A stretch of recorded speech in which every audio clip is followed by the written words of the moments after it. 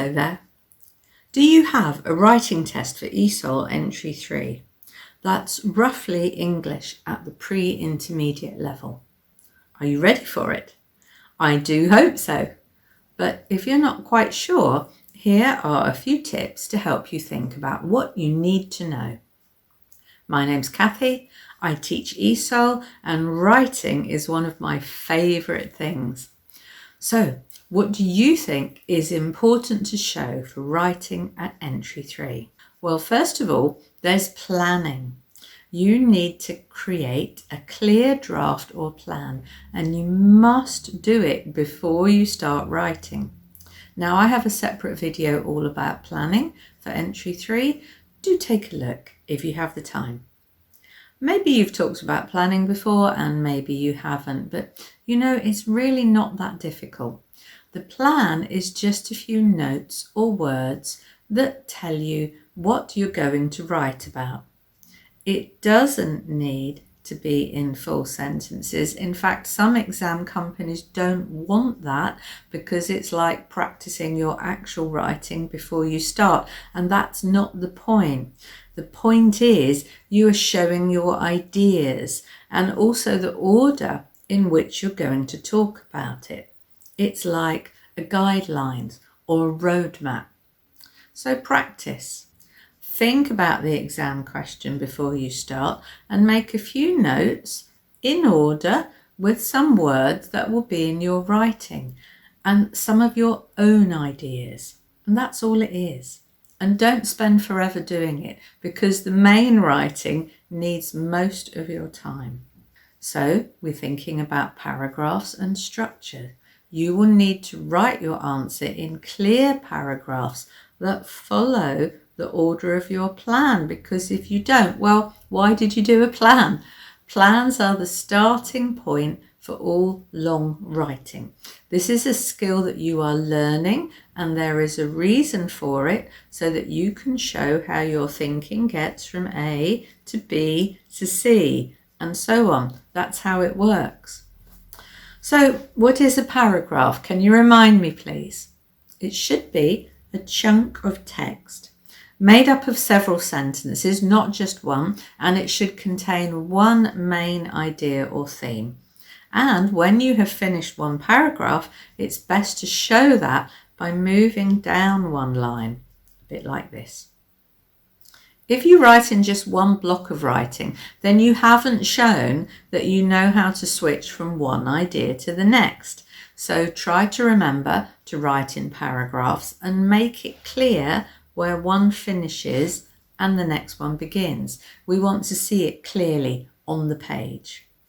Next, how's your grammar? You need to show in your writing that you can use different verb tenses. Now, hopefully last year you learnt lots about the past simple, so you should be good at it by now. This tense is really important, so make sure you remember it correctly, including all those annoying irregular verbs like take, took, go, went, and so on. But there's more. Generally, you need to show you can use past, present, and future tenses.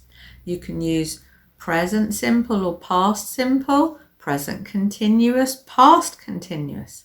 Maybe some conditionals or modals would be good as well.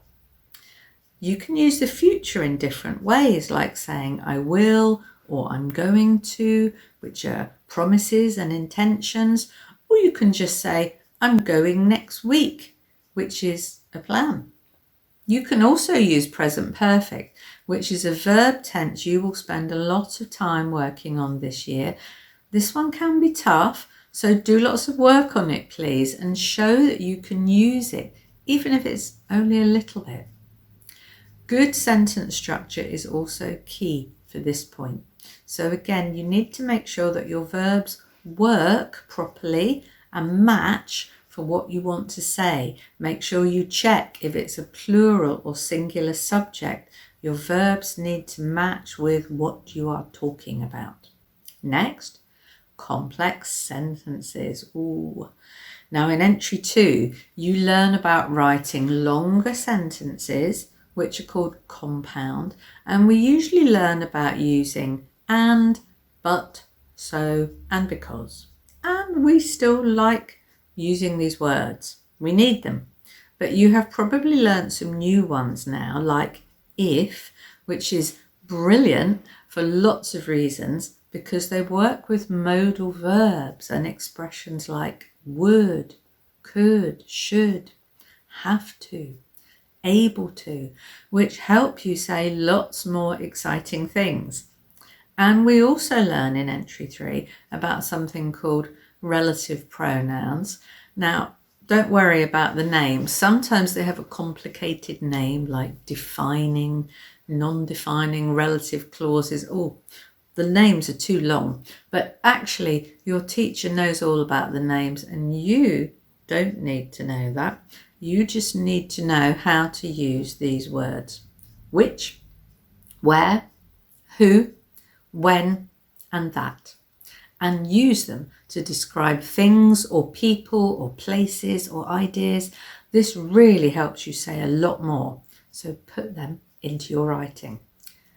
So next, let's think about vocabulary. Have you been checking all those lists of words your teacher taught you?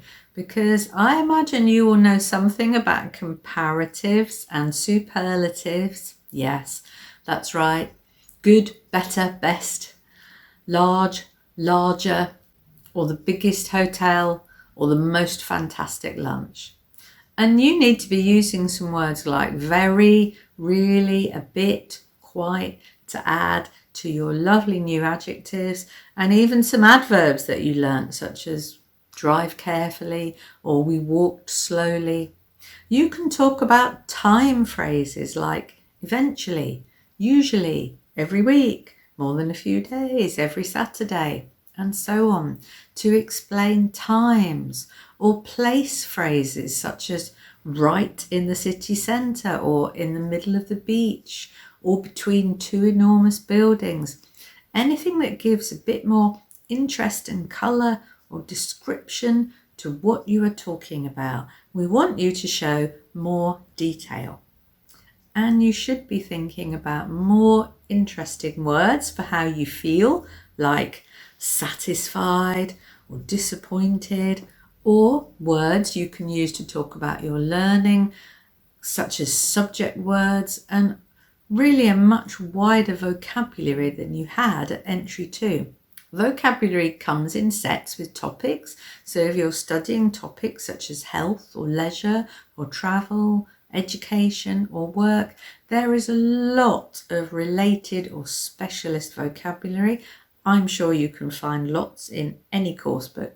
Make sure you check it if you have one or if your teacher has given you a list of suggested words. So use interesting adjectives, comparatives, superlatives. Next up, spelling and punctuation.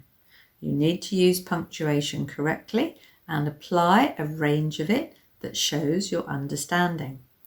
Punctuation at this level should be more advanced than just full stops and commas because it can really help to develop your writing style, and we will think about why. What kind of additional punctuation can you use? What is it for? But don't forget the simple things like a full stop at the end of every sentence and a capital letter to begin the next sentence. These are really important as well, so don't forget them. Your spelling needs to be accurate on keywords, words that we use regularly or every day.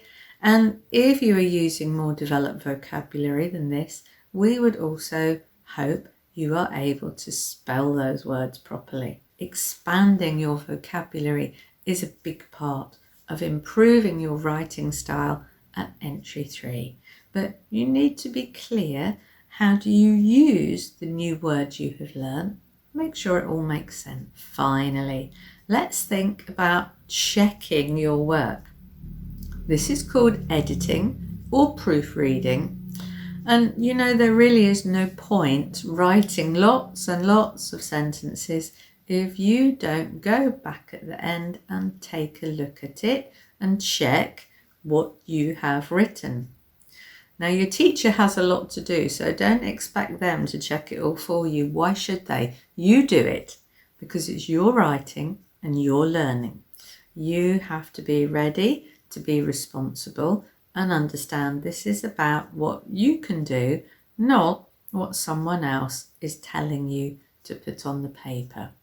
Don't just hand something in with lots of mistakes, because that really is annoying. And sometimes you think, oh, it's hard for me, I can't do it. But do you know what? It's probably hard for everyone if you're not used to it.